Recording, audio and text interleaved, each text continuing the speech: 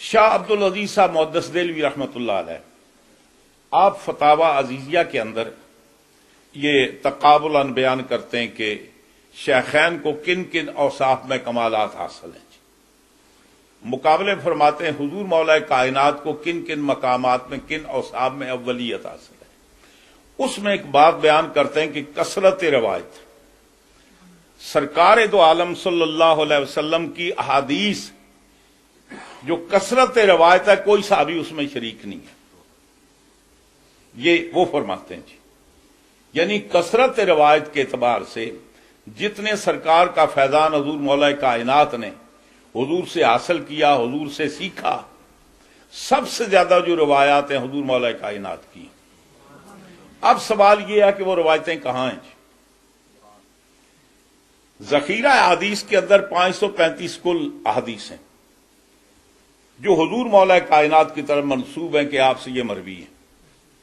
حضرت ابو ہریرہ رضی اللہ تعالیٰ عنہ سے جو مرویات ہیں وہ 6000 سے زیادہ ہیں. اب سوال یہ پیدا ہے کہ سیدنا حضرت ابو ہریرہ حضور کے وصال سے 2.5 برس یا 3 برس پہلے حلقہ بگوش اسلام ہوئے. ٹوٹل حضور کی زندگی میں جو آپ کو رہنے کا موقع میسر آیا وہ 2.5 سے 3 سال. 2.5 سے 3 سال کی تعلیمات کا اثر یہ ہے کہ آپ نے جو حضور سے سنا ہم تک پہنچایا اس کی تعداد مختلف کتابوں کے اندر 6000 سے زائد احادیث ہیں.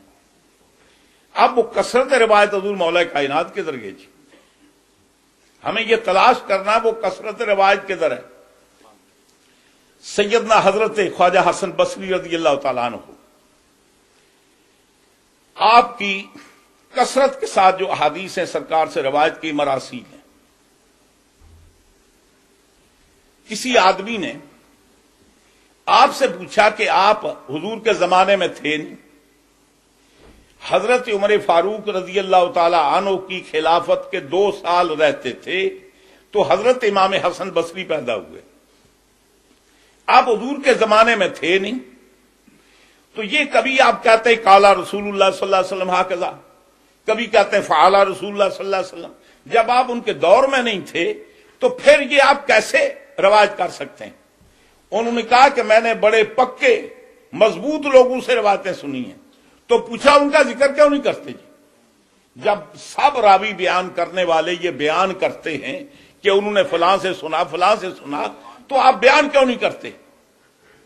آپ نے فرمایا کہ دراصل جتنی بھی میری مراسیل ہیں وہ میں نے حضور مولا کائنات سے روایت کی ہیں. نام اس لیے نہیں لیتا کہ حجاج بن یوسف کا دور ہے سر قلم ہو جائے گا. علامہ عثمان ذہبی وہ لکھتا ہے بنو امیہ کا دور تھا، ایک آدمی یمن سے کسی اور جگہ رہنے والا تھا، شام میں گیا، اس کے بیٹے کا نام علی تھا. اس نے سمجھا کہ یہاں علی جس کا نام ہوتا ہے اس کو قتل کر دیا جاتا ہے. اس نے جب لوگوں نے پوچھا تیرے بیٹے کا نام کیا، کہتا ہے الی. علی نہیں کہا، وہ کہتا ہے کہ میرے بیٹے کا نام الی. یہ آپ ذرا غور فرمائیں، پہلے تاریخ کے اوراق اٹھا کر دیکھیں، بغیر نام لیے اسماء و رجال کی کتابیں اٹھائیں. آپ اسد الغابہ پڑھ لیں، فہرست موجود ہے، الاستیاب لے لیں، الاصابہ لے لیں، طبقات ابن سعد لے لیں، کتابیں لے لیں. مجھے یہ چن کر بتائیں کہ سرکار کے بعد کیا کسی نے حضرت علی کے نام پر بھی اپنے بیٹے کا نام رکھا ہے؟ ایک نہیں تلاش کر سکتے. صرف حضرت عبداللہ بن عباس بیٹے کا نام علی ہے. حسن بصری کا حسن اس لیے نام ہے کہ ام المومنین حضرت سیدہ ام سلمہ کے گھر میں پیدا ہوئے، ان کی والدہ ان کی کنیز تھی. وہ نام حضرت ام المومنین حضرت ام سلمہ نے رکھا ہے بلا امتیاز. تاریخ اٹھا کر دیکھیں، مجھے کسی کے بیٹے کا نام علی بتا دیں، کسی کے بیٹے کا نام حسن بتا دیں، کسی کے بیٹے کا نام حسین بتا دیں. وہ آج تو ہر گھر میں علی ہے، ہر گھر میں حسن ہے، ہر گھر میں حسین ہے. اس وقت کے گھر کیوں خالی ہیں؟ میں ایک پشت نہیں 3-4 پشتوں کی بات کرتا ہوں.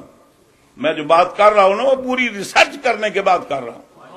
یہ 2 نام میں نے استثناء کر دیے، کہیں آپ یہ نہ پیش کریں. حضرت عبداللہ ابن عباس کے بیٹے کا نام علی تھا. حضرت خواجہ حسن بصری جو ام المومنین کے گھر میں پیدا ہوئے ان کا نام حسن ہے. کہ اور آپ کو نام حسن نہیں ملے گا, علی نہیں ملے گا. تحمل حدیث کا معیار اور ہے. حضرت امام حسن مجتبی جب سرکار کا وصال ہوا تو 7 برس کے تھے. آپ سے 14 روایات ہیں سرکار سے. کتنی عمر تھی؟ 7 برس. حضرت امام حسن مجتبی حضرت امام حسین علیہ السلام سے میکسیمم تعداد 12 منیمم 8 ہے. 8 حدیثیں آپ نے سرکار سے روایت کی ہیں. کتنی عمر تھی؟ سال کم تھی. اس لیے کہ ایجنڈا طے تھا. محدثین مجبور تھے. سیدنا حضرت امام بخاری رضی اللہ تعالی عنہ امام الفی الحدیث جن کے محدث ہونے پر ساری دنیا کو ناز ہے. یقیناً وہ ویسے ہی تھے جیسے ان کا مقام ہے, لیکن جان ان کو بھی پیاری تھی. زندگی انہیں بھی عزیز تھی. انہیں پتا جس دور میں رہ رہے